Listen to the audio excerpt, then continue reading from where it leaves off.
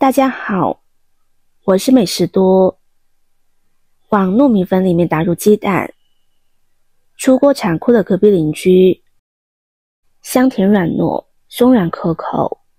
这是我们村一位88岁老奶奶的最爱，比面包还要好吃。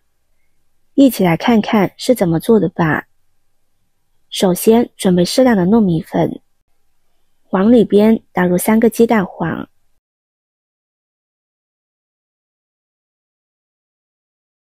用筷子搅拌均匀，蛋黄蛋清分开加，这样它们都能发挥自己独特的味道。让蛋黄和糯米粉充分混合均匀。糯米粉真是个好东西，可以做的美食非常多。糯米粉做的点心、小零食，大多香甜软糯，是大人孩子都爱吃的美食之一。接着再加入蛋清，继续搅拌均匀，边加边搅拌，将糯米粉搅拌成面絮状。下面在小碗中加入3颗酵母粉，1勺白糖促进酵母发酵，再加入适量的纯牛奶。白糖的量可以根据个人口感适量增添，喜欢吃甜一些的就多加一点。用筷子搅拌均匀。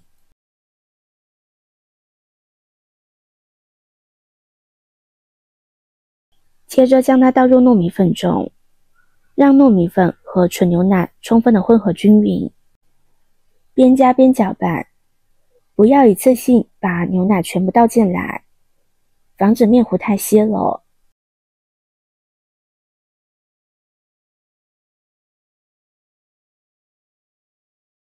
最后就搅拌至这样粘稠的状态，不要太干也不要太稀。盖上盖子，放在一旁请发遮。接着准备适量的黑葡萄干。黑葡萄干是一种高能量、低脂肪的食物，它富含多种维生素和矿物质。黑葡萄干的使用方法多种多样，可以直接使用，也可以搭配酸奶、燕麦等食品。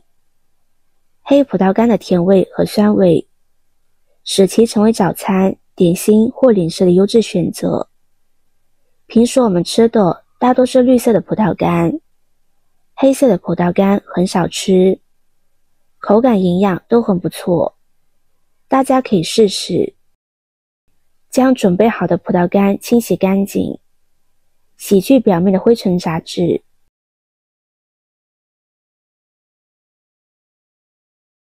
洗干净放入盘中，将葡萄干的根蒂摘掉，不摘吃了会影响口感。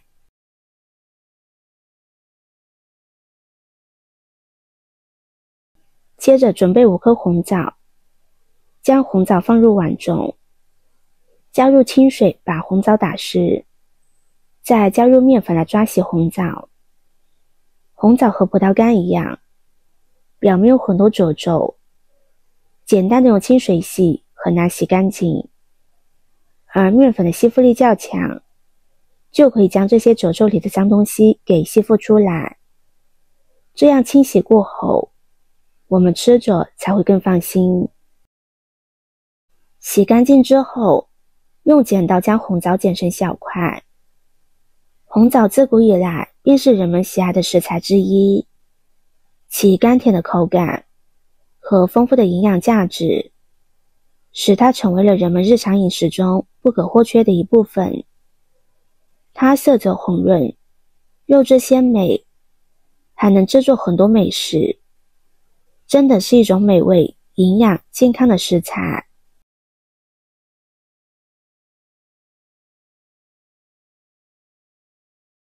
现在来看看面糊，用筷子搅拌均匀，将它排气。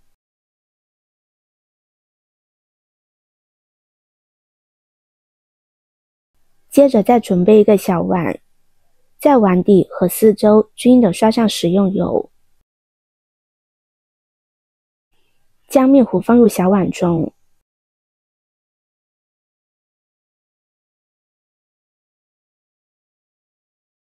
再取一个刷子，在表面沾上适量的食用油，然后将面糊整理平整，蘸上食用油可以防止粘连。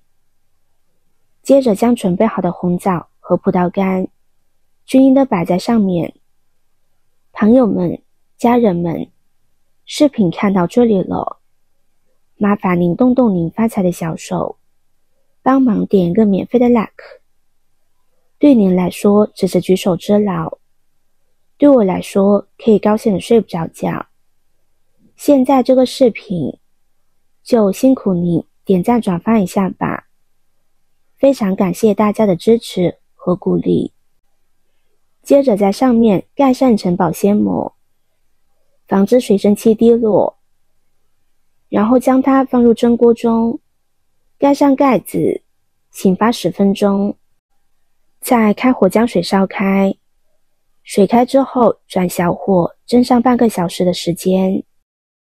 时间到之后焖5分钟，再打开盖子。哇，好香呀！不烫熟了之后将它取出来，把保鲜膜撕掉，再用一个铲子在四周划上一圈，这样很轻松的就可以脱模了。这样香喷喷的糯米发糕就做好了，大家可以看一看，非常的松软，弹性特别好。糯米粉蒸制过后变得十分黏软，咬一口，糕体在齿间留下柔软的触感。红枣和葡萄干的加入让口感更加丰富。红枣本身肉质紧实，其甘甜的味道和软糯的糯米粉相互交融，吃起来既有糯米的黏糯，又有红枣带来的细微颗粒感，还有股浓浓的奶香味。出锅家人都抢着吃，作为早餐或者是下午茶的甜点都是很不错的，既健康又有营养。喜欢吃面食的朋友一定不要错过这个做法，保证你吃一次就会爱上它。喜欢的朋友就收藏起来试试吧。今天的分享就到这里了，视频看到这里了，麻烦各位哥哥姐姐动动小手给我点个赞吧。点击我的头像可以看到更多的美食视频，我们下个视频见啦。